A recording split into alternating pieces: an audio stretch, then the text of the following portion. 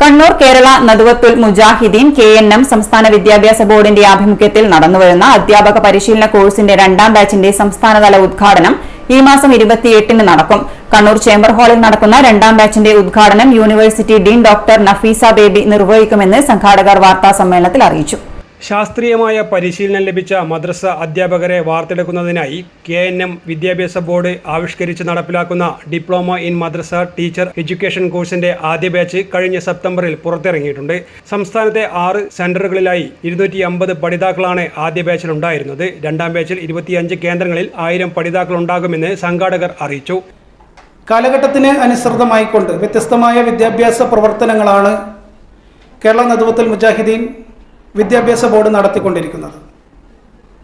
പുതിയ കാലഘട്ടത്തിൽ മദ്രസ പ്രവർത്തനത്തിലും മദ്രസ അധ്യാപന രീതിയിലും മാറ്റം വരുത്തുക എന്നുള്ള ലക്ഷ്യം വെച്ചുകൊണ്ട് diploma in madrasa teachers course കഴിഞ്ഞ വർഷം സംസ്ഥാന തലത്തിൽ നടപ്പിൽ വരുത്തി.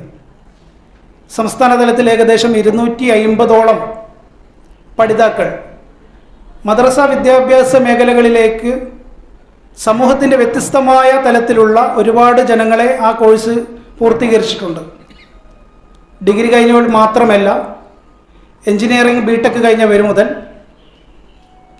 ഡോക്ടറേറ്റ് കിട്ടിയവർ വരെ, അങ്ങനെ വ്യത്യസ്തമായ മേഖലയിലുള്ളവരെ ഈ കോഴ്സിൻ്റെ ഭാഗമാക്കാൻ അന്ന് സംസ്ഥാന സമിതിക്ക് കഴിയുകയും 250ഓളം പുതിയ ടീച്ചേഴ്സിനെ, ട്രെയിൻഡ് ടീച്ചേഴ്സിനെ പുറത്തിറക്കാനും കഴിഞ്ഞിട്ടുണ്ട്. അതിൻ്റെ തുടർച്ചയാണ് ഈ വരുന്ന 28-ാം തീയതി കണ്ണൂർ ചേംബർ ഓഫ് കൊമേഴ്സ് ഹാളിൽ വെച്ചുകൊണ്ട് കണ്ണൂർ യൂണിവേഴ്സിറ്റി വിദ്യാർത്ഥി ക്ഷേമ വിഭാഗം director doctor TP Nafeesa baby ഉദ്ഘാടന കർമ്മം നിർവഹിക്കുന്ന സംസ്ഥാനതല ഉദ്ഘാടന പരിപാടി നടക്കുന്നത്. ഖുർആൻ, അറബി ഭാഷ, ഇസ്ലാമിക ചരിത്രം, കർമ്മശാസ്ത്രം, അധ്യാപന മനഃശാസ്ത്രം, അധ്യാപന നീതിശാസ്ത്രം എന്നിവ പാഠ്യപദ്ധതിയിൽ ഉൾപ്പെടുത്തിയിട്ടുണ്ട്. രണ്ടാം ബാച്ചിന്റെ ഉദ്ഘാടനം രാവിലെ 10 മണിക്ക് Kannur university dean doctor Nafeesa baby ഉദ്ഘാടനം ചെയ്യുമെന്ന് സംഘാടകർ അറിയിച്ചു. വാർത്താ സമ്മേളനത്തിൽ നിസാമുദ്ദീൻ, മുനീർ മാസ്റ്റർ, കബീർ കരിയാട്ട്, അഹമ്മദ് സദാത്ത് മദനി എന്നിവർ പങ്കെടുത്തു. News desk city news.